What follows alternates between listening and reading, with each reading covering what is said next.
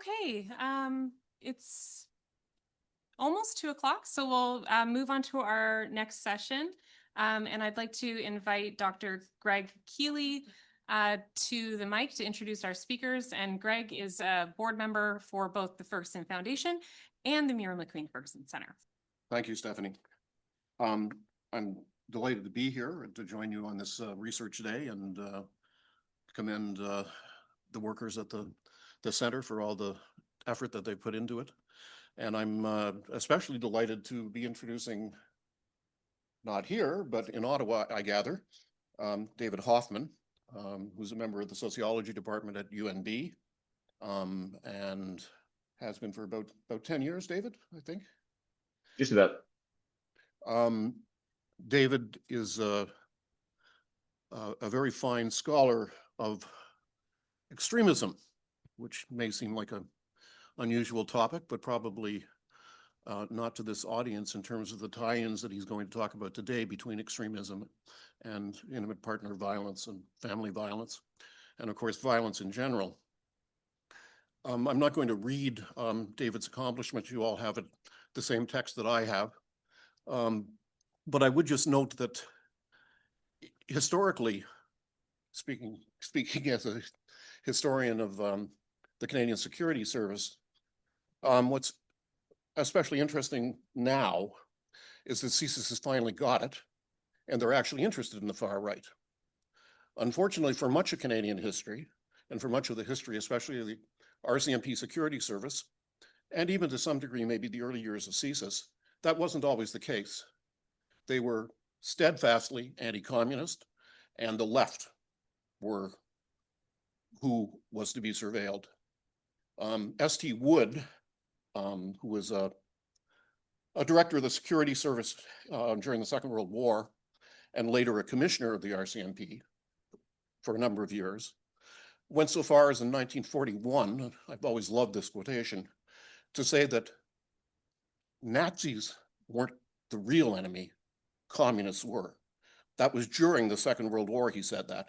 And the reason he gave, and in an unusually prominent publication for somebody in the security service, was that the Nazis at least were for capitalism. The communists, of course, were not, which tells you a lot about what the real role of the RCMP security service was. But on that note, I mean, David knows that history, and even though he's a sociologist, his work always takes account of the history of these far-right groups, which of course go well back before the current ones. And at least, as David's, I'm sure, going to say some things about, CSIS is paying attention to them. But as you all know, south of the border, they're now flavor of the month.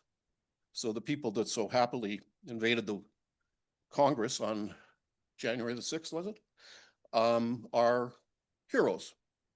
And yet they're the exact same people south of the border, many of them actually led by Canadians, who David is going to be talking about. So with that introduction, David, please take it away. Thank you very much, Dr. Keeley. You'd be shocked at the amount of pushback I get today when I talk with police, when I talk with people in government who about the far right. When sorry, give me a second, I got some echo there. Where I get about a bunch of whataboutisms about what about the left wing, what about the left wing. That mentality of the left is the violent group, or the left is the target, is still there, even though as organizations, police, CSIS, and so on paper, the far right is the enemy. I'm going to start, I guess, face to face like this, and by thanking everyone for being here, by thanking the hosts and allowing me to do this virtually. I know it's not ideal. I would rather be there too, let me assure you. Yeah, so just thank you. I'll start with a little anecdote. So I was hired in 2016 to replace, to fill some really big shoes, which is Dr. Linda Nielsen. We started talking about the far right, which is what I look at and which is what I study, and the link between far right and IPV. At that point, I'd been looking at the far right for about 4 or 5 years, and it was the first time like a light bulb went off in my head that this is such an obvious correlation. There's such an obvious thing to look at, given the toxic masculinity, given the hatred of women that is just thrown into far right rhetoric. Unfortunately, it's not something I've had a lot of time to look at personally in my own research. However, as I'll be talking about today, I'm very, very blessed to have or to have had a series of graduate students who have looked at issues involving the far right and violence against women. So I think rather than talk about what I would like to do, and is on my radar actually, in terms of looking at far right violence, IPV, and violence against women, I'd like to highlight the research of two very bright young women scholars who I've supervised over the past 5 years or so, and their research, particularly looking at a group called incels, which I think the vast majority of you already know what an incel is, and unfortunately, I'll give a quick overview. But I want to make it very, very clear, this is not my original research. However, it is my students who I supervise. I cannot do it justice in about a half hour. I want to make that clear as well. Happy to talk about it a little bit more during question and answer. Je suis aussi ouvert des questions en français ou en anglais. I'm open to questions in French or in English, or to elaborate anything in French as well. Thank you for panning the camera. It's a lot easier to actually interact when I can see folks. So what I'm going to be talking about here is the link between far right extremism and, in this case, a hatred of women or toxic masculinity, misogyny, that comes in the form of involuntary celibate.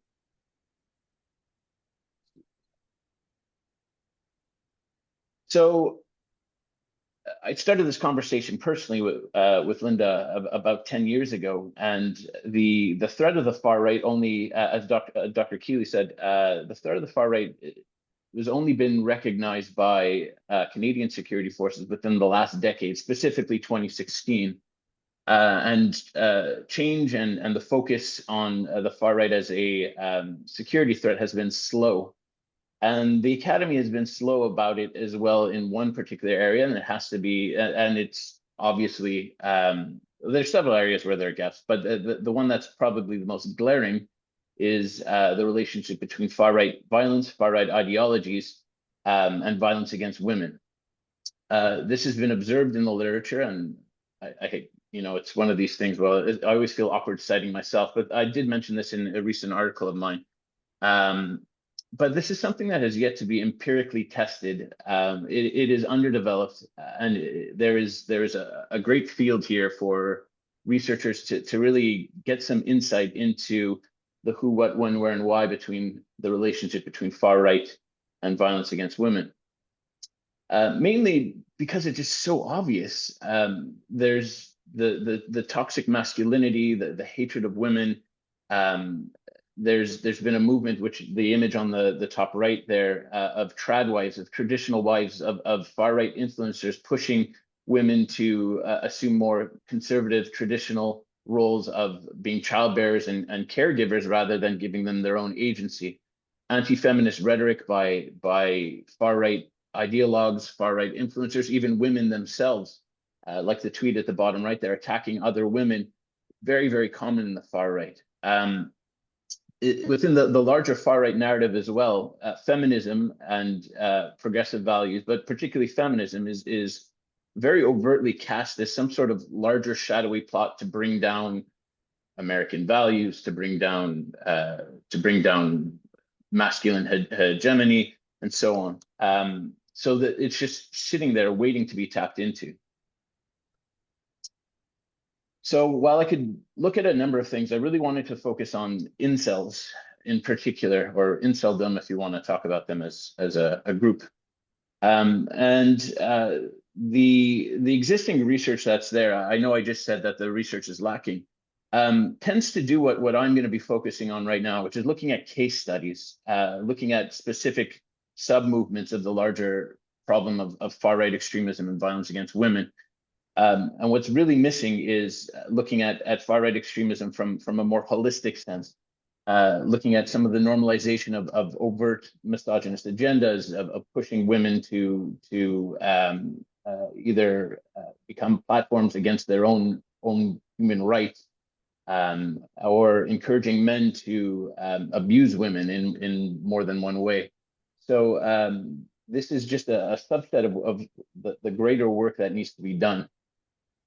And what, probably unsurprisingly, given the number of violent events that have occurred in the last, I mean, we can trace this all the way back to École Polytechnique and the violence there. The perpetrator was not called an incel at the time, but he would probably fall under the aegis today. But incels are and remain to this day the most analyzed group of far-right extremists, period. Not only just looking at far-right extremism and violence against women. And that Hofmann is not me. It's another scholar by the name of Bruce Hofmann. So I'm not citing myself too much. So involuntary celibates, as I said, I'm sure the vast majority of you are aware of them, at least tangentially, possibly through the 2018 Toronto van attack, where I don't like naming the individuals involved because I don't like platforming them in any way. So like I said, with the École Polytechnique perpetrator, I other than Elliot Rodger, who I'll name for various reasons, I don't like naming them as a policy. So the Toronto van attack, yeah, it probably was many people's first introduction, at least in Canada, to the concept of involuntary celibacy. But this this whole entire movement actually can be traced back to the mid to late 90s. It's an online community, and actually the term is a portmanteau, so the joining of two words, involuntary celibates. It was coined by a woman of all things, in a online forum at the time, and has been co-opted and hijacked by a primarily online community of heterosexual males. Although women do participate, they have their own nomenclature and they call themselves femcells, and they talk about pilling, which I just don't have the time to go into the minute details, but they have their own lexicon, like any sort of subculture or violent subculture. Inceldom is predicated on the idea that women are objects, that men are entitled to sex, and that there's some sort of shadowy conspiracy, or usually blamed on feminism, that is preventing the average man from getting what is entitled to them, which is sex. They use words like chads to refer to attractive males and Stacy's to refer to attractive females, and they say something along the lines of chads, the bad boy, oh, women only like bad boys, and that the chads monopolize all the Stacys, and it's a little brain sick, and it's actually kind of difficult to actually consume on a regular basis. One of the things I was really worried about with my graduate students was their mental health, but they're champs. They were very, very good, and very, very good about talking about issues. Anyway, so their inability to get sex, feminism, liberalism, deterioration of conservative values, talking points that have been mainstreamed by the far right in the last 10 years. Where incels differ from other far right groups is they're characterized by the only way to say it is self-loathing. They hate themselves. Quite overtly. They're nihilistic. They cast themselves in negative lights. They present themselves as inferior to other people, and this becomes part of their rhetoric, particularly surrounding violent misogyny. So the world has rejected them. Why should they care about women's rights and so on? I have 4 cases of high-profile incel violence down there. There are dozens and dozens and dozens. There's even cases that I'm going to talk about a little bit later that aren't listed there. These are just 4 prominent ones that have happened fairly recently. But this is, sorry, it's a little bit, as people are leaning in. Happy to share these slides. But there are dozens and dozens and dozens of these things. And this is just the violent incels. Inceldom as a community is a lot larger than just the violence. So as I mentioned, I'm going to be using my time to promote the research, the master's theses of two of my very best master's students that I had the honor to supervise, brilliant young women and young scholars who have looked at incels. Both of them looked at incels in a variety of different ways. So I'm picking and choosing what I want really from their theses. I highly recommend, if this tickles your fancy in terms of interest, you can pick up versions of their theses in the UNB depository, or email me directly. I'm happy to share their research with you. It's written very, very well, both of them, above the level of a normal master's thesis. So I will be talking first about the work of Bryn Trofimak.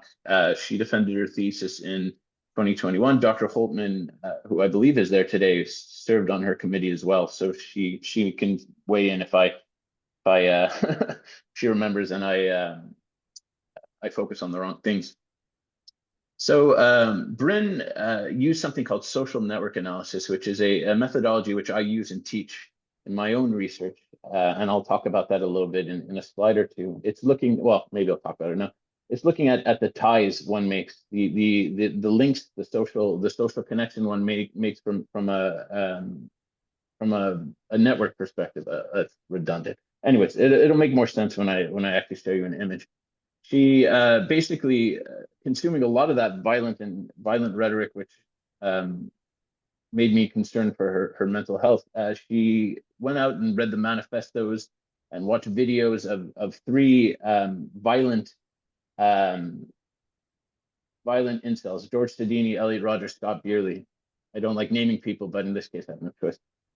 She also looks at not only the ties that they made online and interpersonally, but as well as the content of their messages. And probably what I like the most about her thesis is she makes a very strong case that the existing terrorism literature out there ignores the vast majority of ideological violence against women and misclassifies it either as usually as intimate partner violence or as regular violence, rather than ideological violence fed and caused directly by overt misogyny. And she makes a very strong case for the use of the term misogynist terrorist, and quite convincingly. That's just an aside. So this is where I'm going to explain what social network analysis is. So social network analysis, each and every one of those dots is an individual within George Sedini's online network. Bryn sat there and read and made each one of these connections manually. This you can imagine how many hours this took.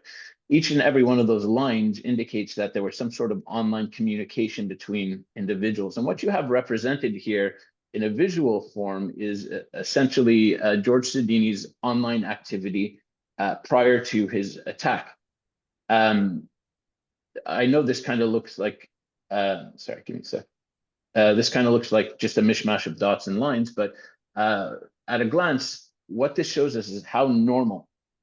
And I'm not trying to say good as in these are individuals who have done reprehensible things, but the way they communicate online is very normal. If you were to put together your communication network or my communication network online, it would probably look similar to something like this.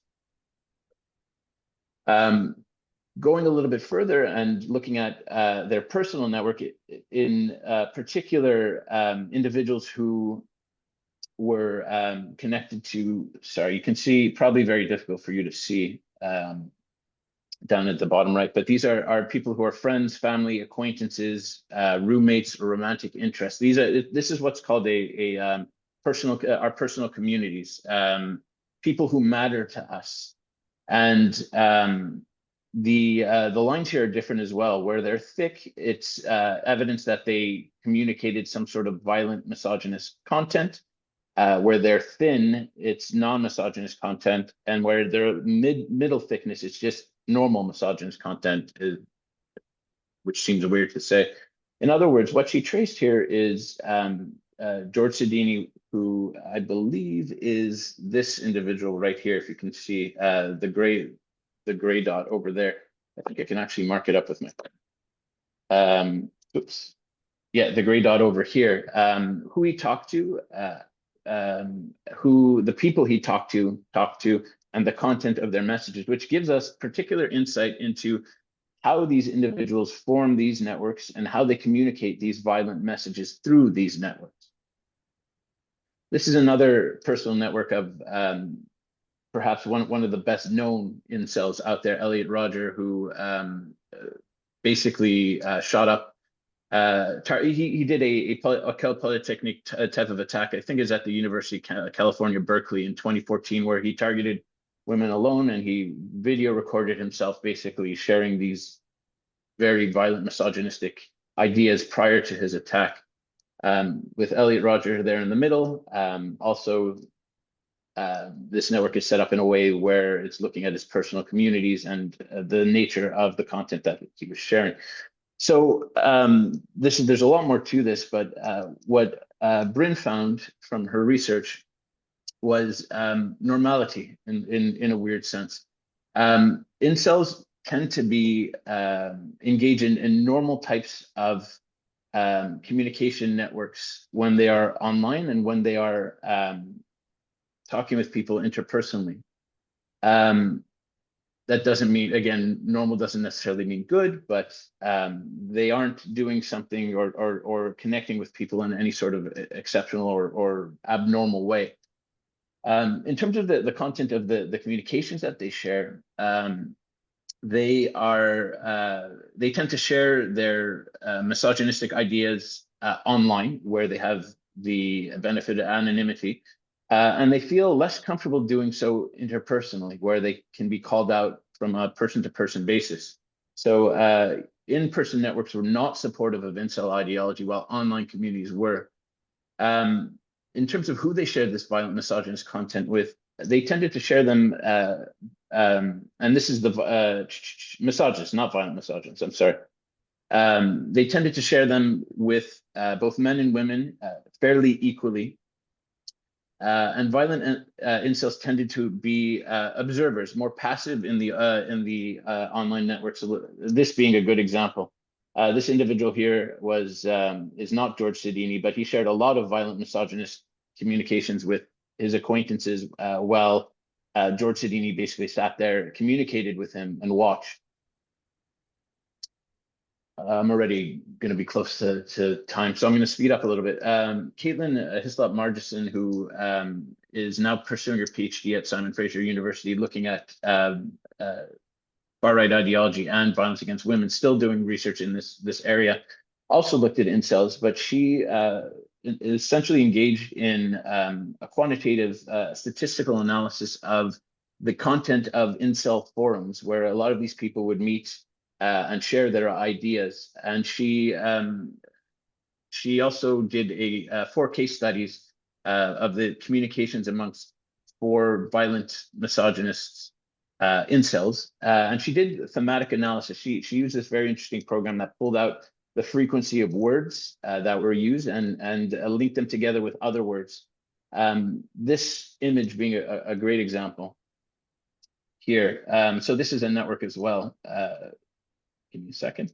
Where this word that would show up a lot, called foid, which is a derogatory term to talk about a woman, or they would say female, to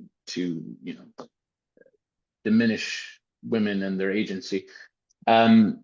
She found that individuals who use this term would also use highly racialized terms, the N-words, and so on. They would also, these types of words were connected with discussions about sex and being inferior. Sex showed up a lot because their whole entire movement is surrounding the idea that it's something denied to them, sex. What we see here is Caitlin found anger, rage, destroy, these types of words. High centrality is just a word for a concept for how important a term is. It's a little bit more complex than that, but rage and destroy, these types of very evocative words surrounding anger that are associated with sex. Another one that would come up a lot is world, and we see certain thematic emotions here as well. Inferior, tapping into the inferior nature, or the feelings of inferiority amongst incels. Revenge, suffering. So she found certain thematic themes in the case of 4 violent incels, as well as the content of those forums that she looked at, tapping into these things that I just brought up: misogyny and violence. When misogynistic content was shared, it was often shared with violent messages. The concept of emotional suffering, particularly personal emotional suffering. It was about their suffering, their being blocked, about a shadowy conspiracy of Chads who are targeting them, and also a sense of entitlement. These are, I mean, this is cornerstone of incel ideology in the sense that they believe they are entitled to sex and it's something being denied to them and frustrating them, as well as weaponized subordination, both their subordination to their sexual needs, as well as the subordination of women to men.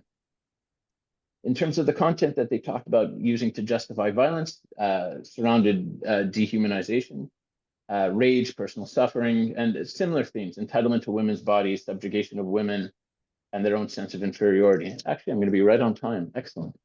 Like I said, I'm not doing either one of these bits of research justice. I've kind of picked out the parts that I thought were interesting. The bigger takeaways. The first one is the internet. This is also something that's observed in the regular far-right literature. The pivotal role in social media and the internet in spreading these ideologies is particularly salient in the case of inceldom. It's an environment where they have anonymity, but a chance to also connect with like-minded individuals, absorb ideology and share their own ideologies, and feel like they're part of a community, even though when they are feeling isolated at the same time.